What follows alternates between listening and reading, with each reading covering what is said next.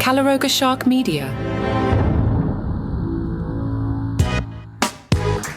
Hello, busy one today. I'm Johnny Mac with your daily comedy news. Natasha Leggero got everyone's attention. I'll cut to the chase. She did a topless set.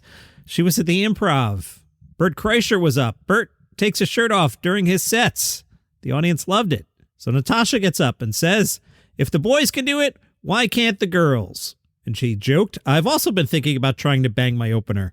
So I watched the video to do proper research for the podcast. You'll see Natasha doing a sexy dance in front of the audience.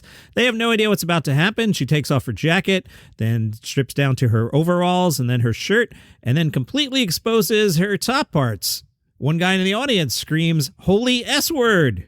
Natasha then throws her jacket back on before diving into her comedy act. I sourced this story on TMZ if you're curious to learn more about it, and I'm sure you will. Yes, they have pictures. Dave Chappelle taking a shot at Katt Williams. I love all this back and forth, even if Dave Chappelle does not.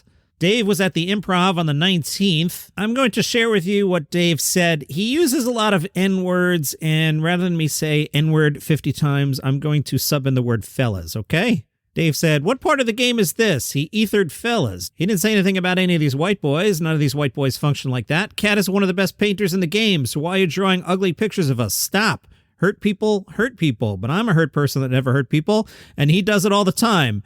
Time out, Mr. Chappelle. You have definitely hurt some people. They have made it quite clear that you have hurt them. Time in.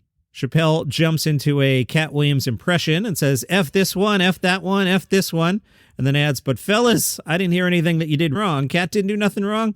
Katt was talking about that stuff that fellas did to other fellas, but not about anything that fellas did to him. If I told my story, it would break your heart. I lost everything and never, ever told on anybody. And this fella's the arbiter of truth. Katt, listen. I F with Katt hard, but D-Ray," and he's talking to D-Ray Davis, who opened, "What part of the game F's up another fella's paper? What part of the game is about telling on another fella?" Dave rejected the premise that what Katt did was good for comedy. That was an argument that D-Ray Davis tried to make on stage. Chappelle's take, "You know why I disagree? Because I put a special out the same day. It was fine. And then this fella came out and said, I read 6,000 books. What the F is you talking about? I'm at war with the Illuminati too, but what part is ethering Cedric the Entertainer? I'm going to dismantle the Illuminati and I'm going to start with Cedric the Entertainer? Ced's a cool dude. He's old. He's fat. Leave him alone." Meanwhile, on Saturday Night Live, they made fun of Katt's appearance on the Club Shay Shay podcast. Ego Nwodum played Katt Williams.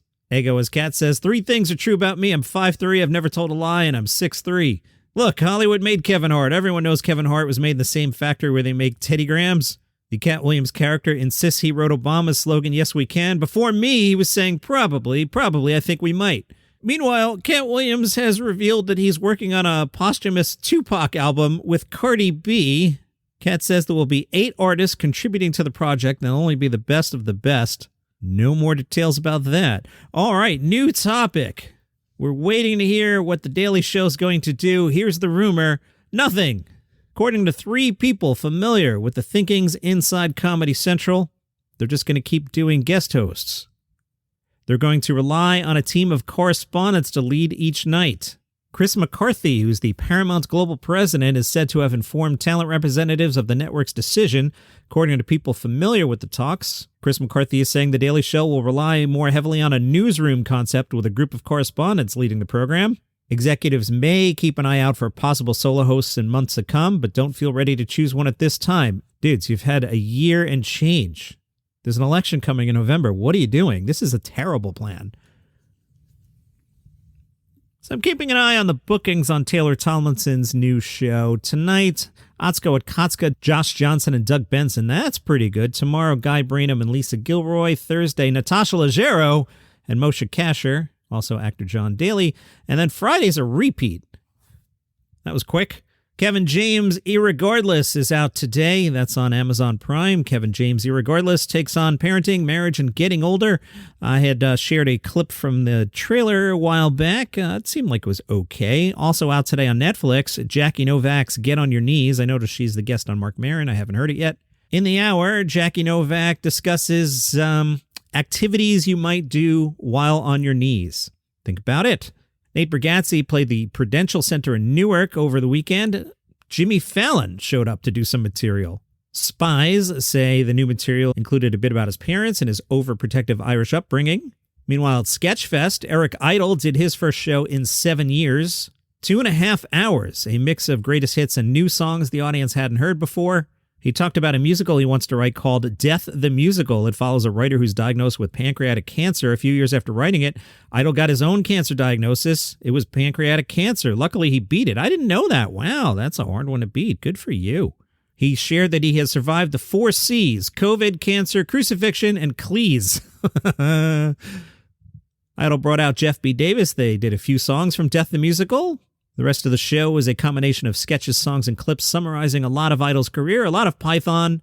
Davis revealed his favorite sketch was Nudge Nudge. Eric Idle dismissed the idea of performing the sketch, which became a running joke.